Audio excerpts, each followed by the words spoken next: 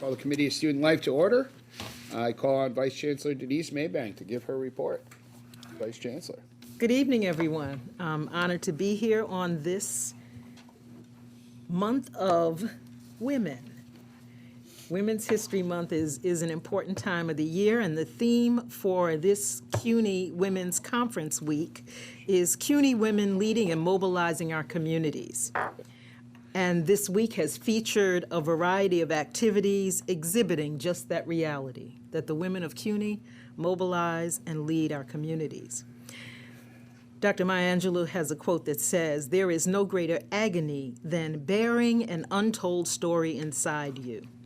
This week is allowing us to elevate the stories and narratives of amazing women across CUNY and those affiliated with CUNYs whose stories inspire. Now, depending on your orientation, you either think this is a church fan or a paddle for an auction. But these are really paddles that are inspiration for our week of CUNY women.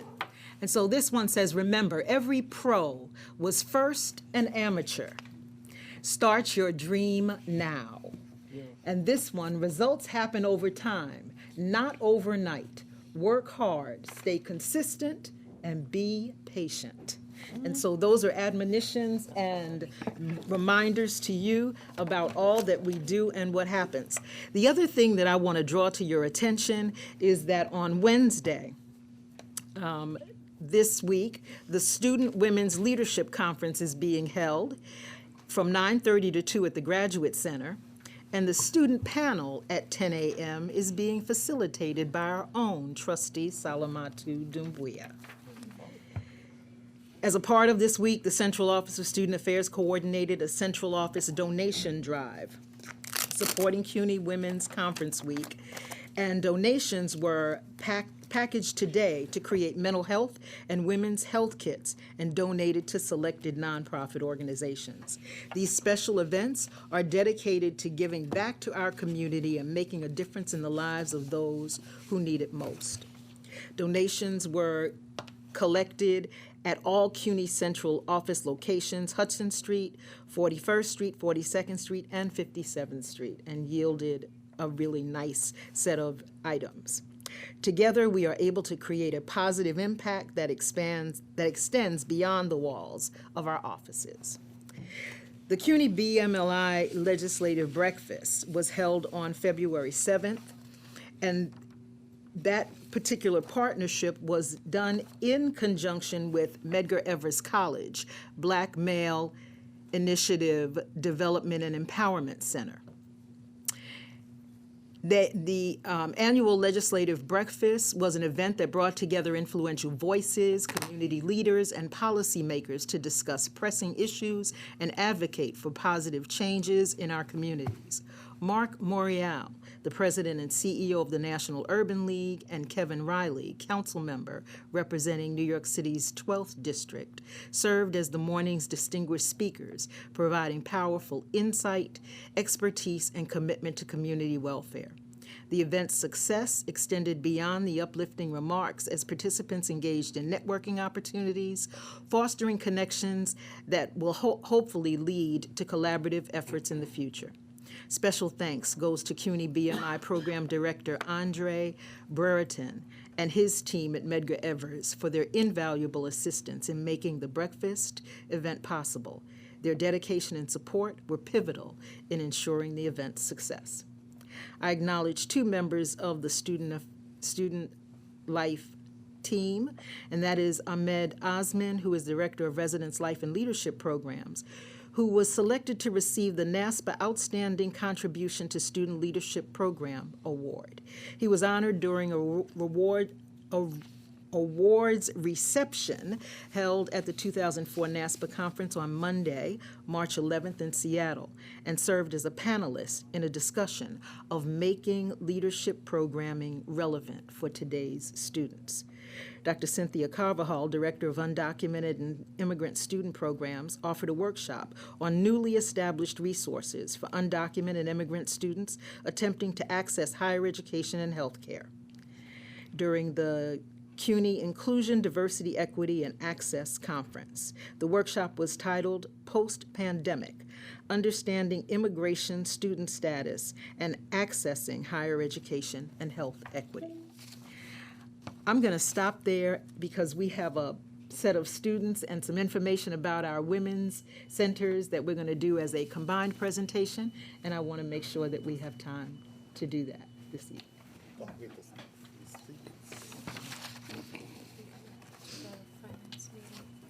Sorry, do you mind if I move this over? Oh, sorry.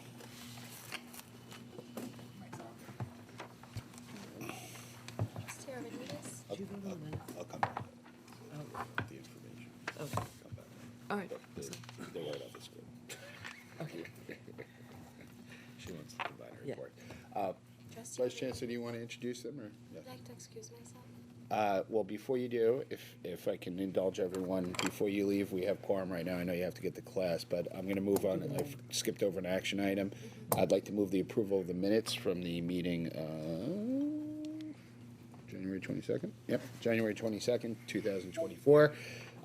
Do I have a second? Second. Are there any objections, abstentions, discussion? All those in favor? Aye. Any objections, abstentions? Thank you very much. Thank you, Solomon, too. I appreciate it. Great class. Vice Chancellor, will you please introduce us to these wonderful students? Okay, they are going to be introduced as the presentation goes on individually, and we'll get to hear from them at that point. But we're going to jump right in and talk a little bit about our women's centers and give you some context associated with that. Our campus women's centers are dynamic spaces that empower, advocate for students and foster community. There are 10 women's centers across the various campuses, 5 at our community colleges, being BMCC, Bronx Community, Gutman Community, Kingsborough Community, and LaGuardia Community. And to be fair, I should say Borough of Manhattan Community, rather than just give their initials. And then our 5 at our senior colleges: Brooklyn College, College of Staten Island, John Jay College, Medgar Evers College, and York College. So those are our 10 centers.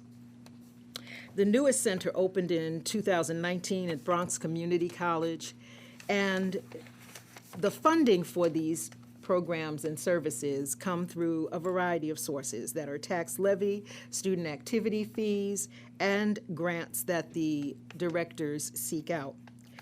Over the course of the 22-23 year, over 400 virtual and in-person programs were held, and over 15,000 students have been reached in accordance with those offerings. I have the opportunity now of introducing our first student, Luisa Pira, who is from Brooklyn College. She is a junior and is majoring in communication sciences and disorders with a linguistics focus. Luisa? Does this work? Oh my gosh, okay. I don't know if the microphone works, but I'll just speak. Hi, so I'm Luisa, as they said, and I'm just gonna, this one? We're recording it for Hello? TV. Oh, okay, I'm sorry. Green. Sorry. Press it again. So, It's not green. okay, yeah. Big C, Patrick. No, I think this one works, so that's fine. Okay, sorry. So, hi, I'm Luisa, and to introduce me, so I'm just gonna get started. So, I was a student from the lockdown era. That's when I started college, and I didn't have any connection to campus. I would just go there and come back home and do nothing, basically just go to class. I had no connections. I felt very stifled. I didn't know any resources on my campus. And then one day I got hired at SYP to work at the Women's Center, and that's how I found out about it. I didn't even know about it beforehand. And that was really the best summer work experience of my life. I was really a very socially anxious person before. I mean, I still am, but I got to meet so many people. I was working in all these events, and the Women's Center actually gave me an opportunity to lead my own project there. So over the summer, they wanted us to work on something to bring into the school year, and I was trying to figure out what I should do. Like, should I lead a discussion? And then I mentioned that I crochet. I brought some of my things here, and I'm also wearing one. And they were like, oh, we should do that as a fun recreational activity during the summer.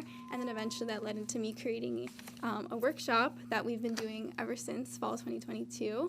So yeah, that's been a really great opportunity for me. And also the Women's Center, it's so important for student life because it's the community is really what makes it so special. I met so many people there, and I wouldn't be the person I am today if I hadn't, come into that space. And I even, when we were having a bit of a budget crisis because of CUNY's budget cuts, we lost a program coordinator, and they asked me, what do you want to do over the summer? This was last summer. What's your project for this time? I said, I want us to start going and talking to students again, doing classroom visits and telling them about the Women's Center, because I really want to share this space and let them know what we have to offer. And yeah, I believe that's everything. So I really wouldn't be the person I am today. I would never ever be sitting here talking to you, or even going to classrooms and speaking if I hadn't had that experience. So yeah, thank you. Thank you, Louisa.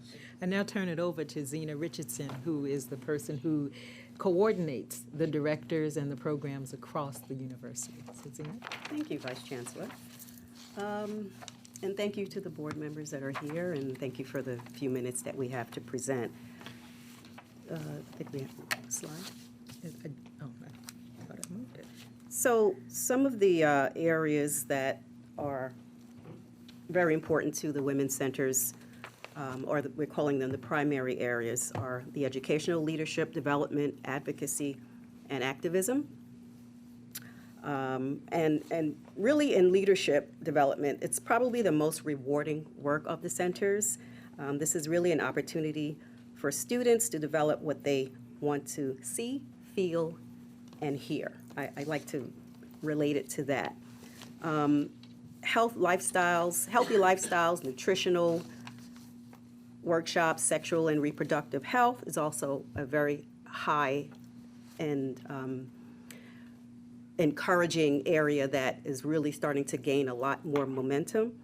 Every October, centers are engaged in relationship violence awareness programs, in addition to breast cancer awareness activities, as well as participate in annual Susan B. Komen Breast Cancer Walk. And these are ongoing activities of the centers. Community building. The Women's Centers work in partnership with local agencies and engage with hospitals, volunteer at local domestic violence shelters, and really these are all opportunities for students to really learn about the work of outside agencies and how it relates to what they're doing now in school. So it's not only an opportunity to work with peers, but it's really an educational forum for them to really understand the world of work. And then I'll just jump to crisis intervention, and really focused heavily on individual support for survivors of interpersonal violence and on prevention. Prevention is really a high area that the centers are working on. It's not just, listen, these are the things that are happening, but how do we prevent sexual violence? And then lastly, resource information hub. The centers provide access to many things. Certainly the lactation spaces on campus. They provide parenting resources. And they really just serve as a hub for information for people to connect to what they do.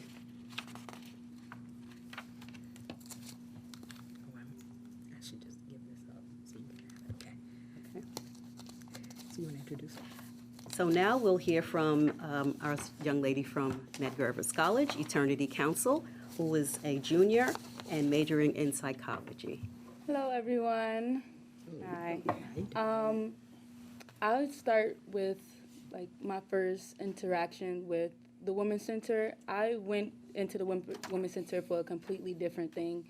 I was experiencing a transition of being homeless at the time, and I walked into the Women's Center, and my life changed for the better. I was Miss Lisa Evelyn, the director of the Women's Center, pointed me to Dr. Boone, who is the chaplain for Transition Academy. And at that same day, even though I was experiencing what I was experiencing, I had a conversation with Miss Lisa, and what really stood out to me was the fact that it was a lot of people and a lot of women that didn't feel safe or didn't feel like they had a voice, and that's why she appointed me to be the president of Shades, the Shades Club, which is a women's development and leadership club. And I've been the president for 2 years, and I recently, I am facilitating my own workshop series called How to Be a Corporate Baddie. And it's a professional and a development series geared to give women, and that comes to the Women's Center because the Women's Center is a networking base. The foundations and principles, because as we get into corporate America, it's like a whole different field. And if we don't have a sisterhood, or if we don't have the principles or the understanding of how to be a corporate baddie, we crumble. And through that, I was able to, with the position of being Shades president, I was able to create my own club, and it's Creative Soul.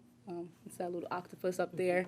But not only that, but I've been able to attend the Black Legislative Caucus through the Center for Women's Development, also through Transition Academy, attend the Medgar and Marley Evers Institute as a student leader, as well as host a plethora of my own, along with my Shades team and Creative Souls team, of events geared for community engagement. We just recently had our Black History Month Black History Month art exhibit, where we talked about, we showcase artists from all through this, throughout the 200 centuries.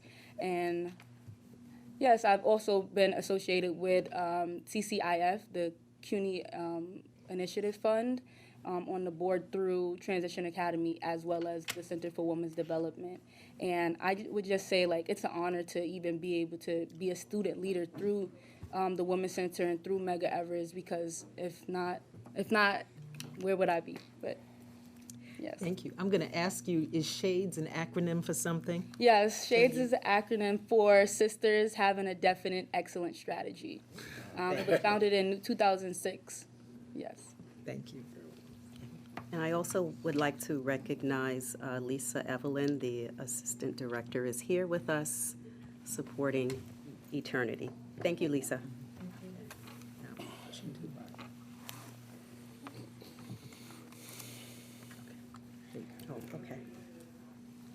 Okay, so the campus women's centers have a large number of signature programs. This is probably just a small snippet of some of the more important or relevant ones that, you know, are familiar to most campuses. The programs are designed and implemented to address women's and gender issues on campus and in the community.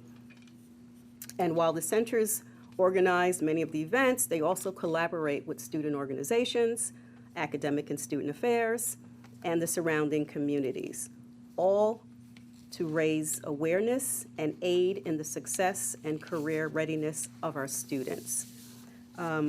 So every October, centers are engaged in educational, sexual violence, and awareness programs, and Take Back the Night, Speak Out, Walk With Me. Some colleges have a clothesline initiative, but all of and Denim Day, they're all part of the sexual violence awareness programming. The women's empowerment programs, they're probably one of the most rewarding, I would think, of the centers, because again, the programs showcase students' personal and professional growth. This is probably where you will see the bulk of our women's history programming during this empowerment phase. The range of programming offered include leadership training, financial literacy education, our women in STEM programs, body positive dialogues, mindfulness, yoga, and meditation workshops. We also have safe zone trainings. And these are educational workshops in partnership with the LGBTQI Hub. And this is where students and staff are able to promote an inclusive and supportive environment for LGBTQI individuals. Now, safe zone training is not only for people that access the women's centers or the LGBTQI. We encourage everyone to participate at some point in a safe zone training. So if you're able to do that, please do so. Support circles and the campus squad leaders. Okay, speeding it up. This initiative, and I'll stop there. This initiative really grew out of the pandemic, and Louisa mentioned, how she became involved in the Women's Center. So the initiative really allows. The circles were really designed to illustrate the significance of peer support and promoting mental health and wellness. And some of these support circles are held weekly. One of our campus actually has one that's every other day, because it's really based on how students, what the need is at the time. So the support circles are really something that we encourage some of you to really look and learn more about. And lastly, Reproductive Rights Initiative. The Women's and the Campus Wellness Centers provide information on reproductive health, access and contraception, safe abortions, and participate in ongoing legal and social conversations related to women's right to choose. All right, so again, this is just a small snippet of what's available at our women's centers. There are plenty more activities that are taking place.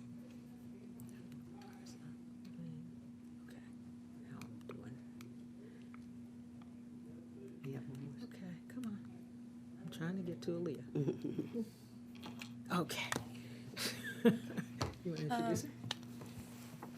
Okay, so we have Aaliyah Charlton, a Brooklyn College student. She's a junior, majoring in business administration and digital design. Sorry, to be clear, the digital design is my minor. So I transferred to Brooklyn College in fall 2022 from City Tech to pursue my business administration degree. And it was the first time in 2.5 years that I had even touched a classroom. And I found the Women's Center by chance of having class across from it. I was so just enthralled by the space because it's so cozy. It really feels like a safe space when you look at it. And I asked them if I could volunteer, and instead they offered me a federal work study.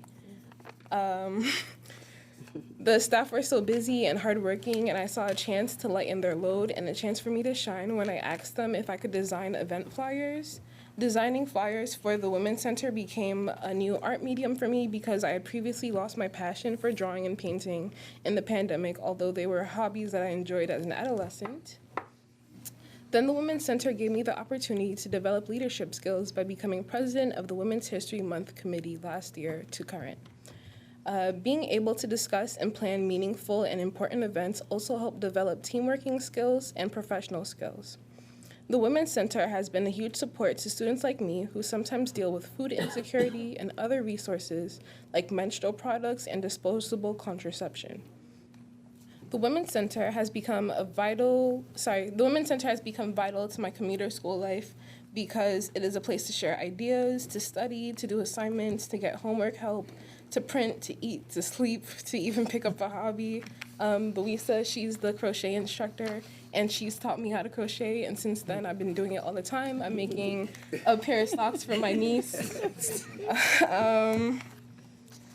And good news, I don't know if Louisa didn't mention it, but she's president of the Fiber Arts Club, and she asked me to be club secretary, and she has also provided me with the opportunity to go with her to TEDx CUNY to do a teach-in for crochet.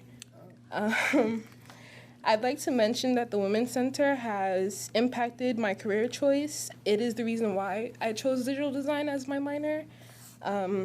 I'm a passionate graphic designer who has since worked on event flyers, promotional material, button pins, templates, presentations, functional and decorative desktop wallpapers, and many more custom designs. Thanks to the Women's Center, I have a great portfolio and experience to proudly present post-grad interviews. The Women's Center empowers students to fight for justice and the things we believe in.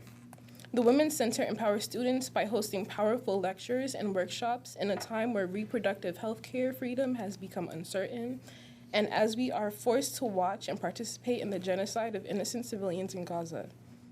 The Women's Center empowers students like us to speak publicly today, something I could not do 2 years ago.